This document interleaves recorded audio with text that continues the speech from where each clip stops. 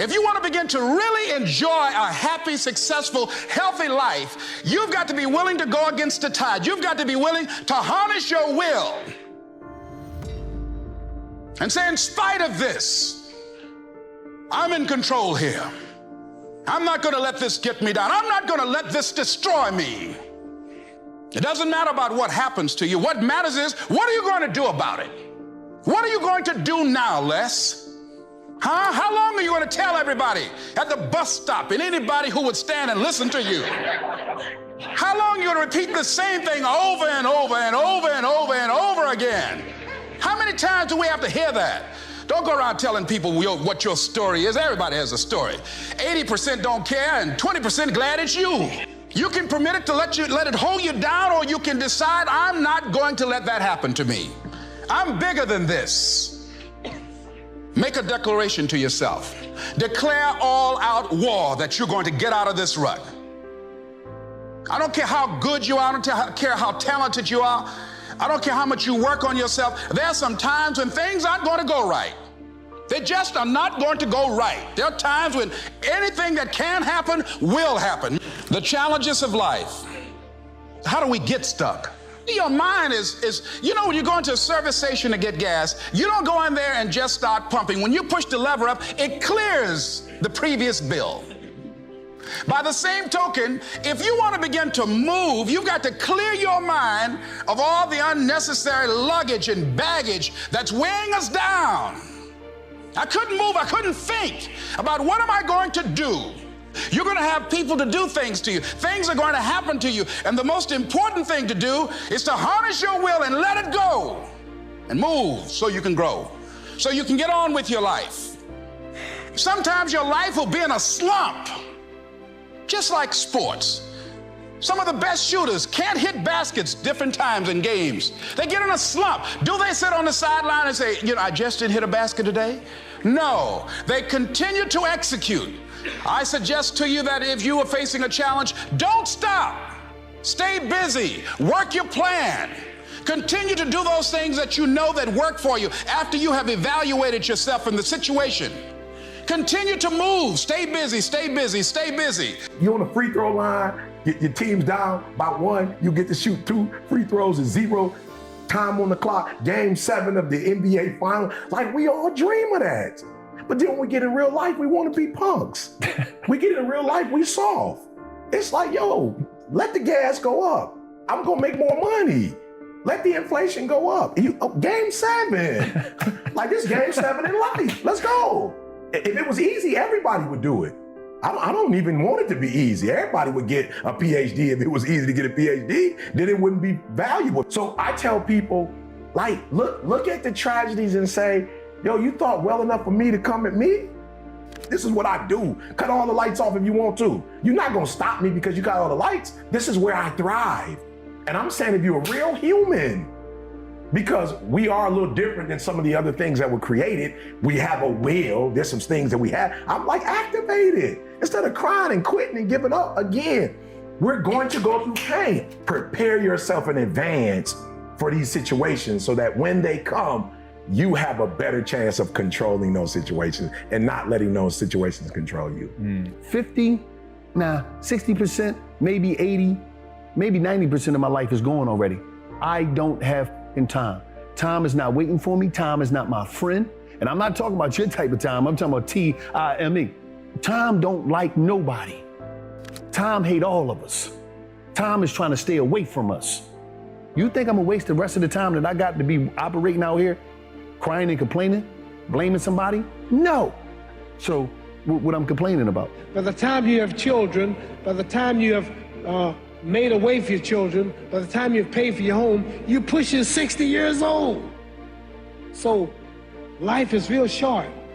So you add up all your traveling, add up all your sleeping, add up all your school, add up all your entertainment, you've probably been half your life doing nothing. So what am I'm 35 years old, 30 more years, I'll be 65. We don't have no more influence. We can't do nothing much at 65. So we don't have but about 80 years on earth. This is a test to see where will we spend our life in heaven and hell.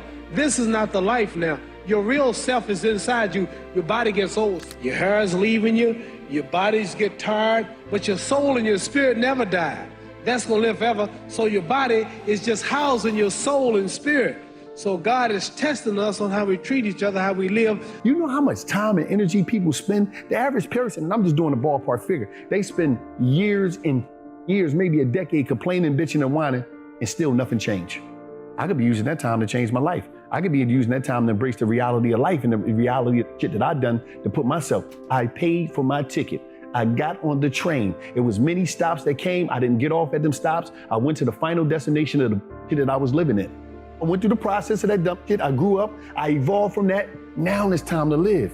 Now it's time to just be out here on a journey through life, experiencing new things, new ideas, exposure. And that's what I realized. A lot of us don't expose ourselves to new things, new ideas. We're not open to different, open to change. Everything that I want to do is for me. That's why it's here. Everything that you want to do, you can do. That's why it's here. It's just about, are you willing to put the work? Everything is out here for everybody. That's why it's out here. Once you're able to breathe, you got all the tools you need. Please don't put a limit on what you can do when you haven't even tried to do what you're capable of doing. See, somebody along the way told you were supposed to retire, and at 65, you were supposed to get a check. And we, like idiots, decided that we should cash in our lives at those particular years. That's when we made that decision. And guess what? When you think like that, guess what? You dress like you old, you walk like you old, you talk like you retired. Because somebody told you at this age, you're supposed to throw in the towel. No, if you're willing to pursue your dream, then your goals change and your level of sacrifice change. Was I afraid? Yes. Was I certain there was certainty in what I was doing? No.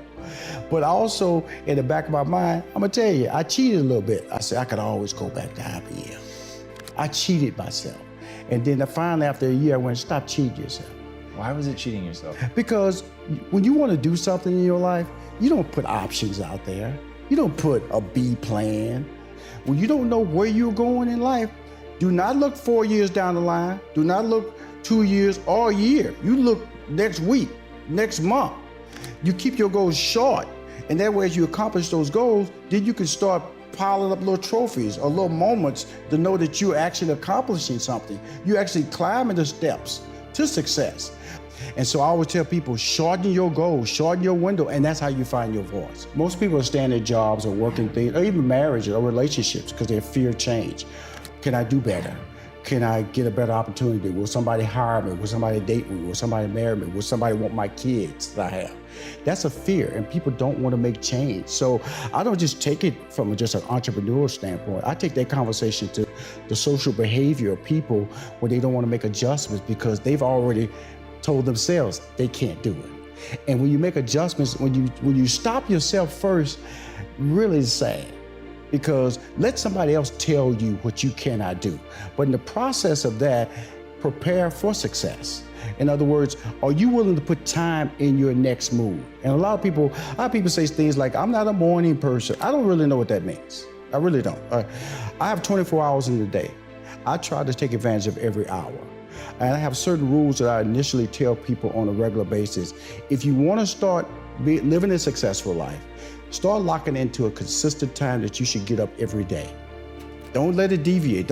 If you say get up at 8 o'clock, don't hit the snooze and get up at 8:30. I get up at 4:30. That's just my time. I'm not a happy guy getting up, but that's a goal I set. And I'm gonna just tell you this honestly. If you're about to make a change in your life and you feel uncomfortable, that's the best feeling you can have. Because for the first time in your life, you're making a decision that's gonna be best for you and not what somebody told you to do. And that's when all bets are off, man, because you're about to enter some uncharted waters that's gonna force you to challenge yourself to be perfect in so many ways. And shooting for perfection is all good. You don't shoot for average, because you're not gonna hit all the time. If you shoot for perfection and you hit good or great, you're winning. They think it's a permanent fix. They think it's something that are constant. They think that maybe once I get it, I'm gonna hold on to it. Nothing is permanent. Nothing is permanent. And a lot of times you have to learn to perform without motivation. You have to learn to perform without purpose. You have to learn to perform a lot of different things. And that's what people think. They think I need to have this motivation to work out, to study, to be better. So if they don't have it, they just don't do it.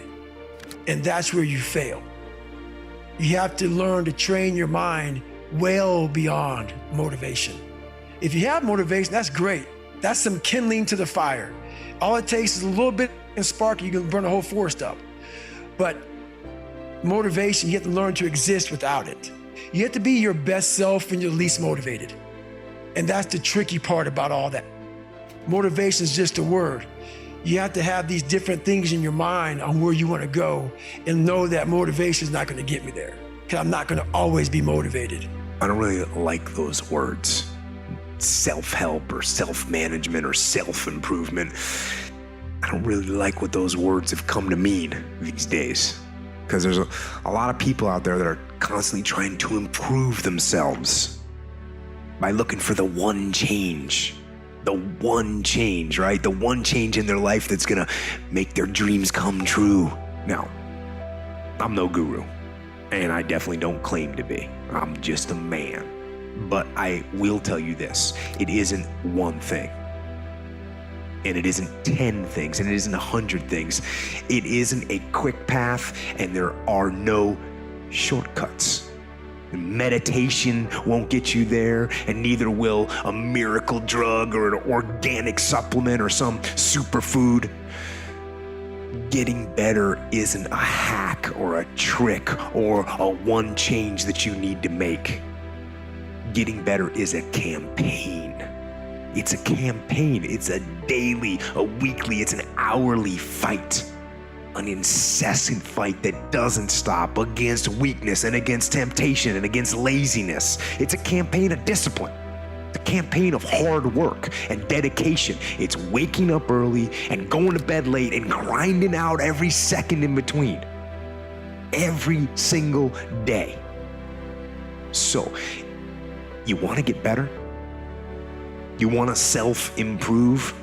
Stop looking for a shortcut and go find your alarm clock, and find your discipline, and find your guts and your passion and your drive, and find your will. And then you will find your freedom. Find somebody that you can help so you can forget about you for a moment. See, sometimes the best thing to do is to be. Sometimes you have to just back up and go within yourself. A bow and arrow, you can't take a bow and just push it out an arrow. You just can't push the arrow out. You have to pull it back and then release it. Sometimes you have to back up and go within and pray and meditate and recharge your batteries. Go away, clear your head, and then come back and look at it from a different vantage point. Don't operate while you're under the spell or the effect of what's going on. Next thing is that you've got to activate the thinker in you. Don't allow your emotions to control you. We are emotional, but you want to begin to discipline your emotion. If you don't discipline and contain your emotions, they will use you. Your mind goes on automatic, just like a garden. You know, weeds don't have to have any encouragement to grow.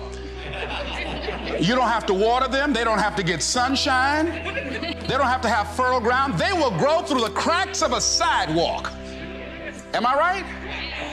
But if you want to grow orchids or roses or any kind of exotic flowers, there are special processes and procedures you must go through. Well, by the same token, you don't have to force yourself or motivate yourself to think negatively, to be depressed, to hate somebody, to want revenge, to want to get back at somebody, to beat yourself up over the head, to feel loaded with guilt. You don't have to make any effort to do that. Your mind is on automatic. It will do that by itself.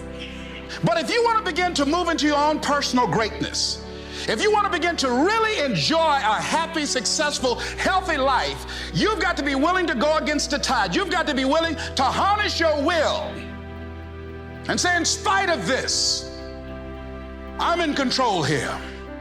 I'm not going to let this get me down. I'm not going to let this destroy me. I'm coming back, and I'll be stronger and better because of it. You have got to make a declaration that this is what you stand for. You're standing up for your dreams. You're standing up for peace of mind. You're standing up for health. You want it, and you're going to go all out to have it. It's not going to be easy. When you want to change, it's not easy. If it were in fact easy, everybody would do it. But if you're serious, you'll go all out.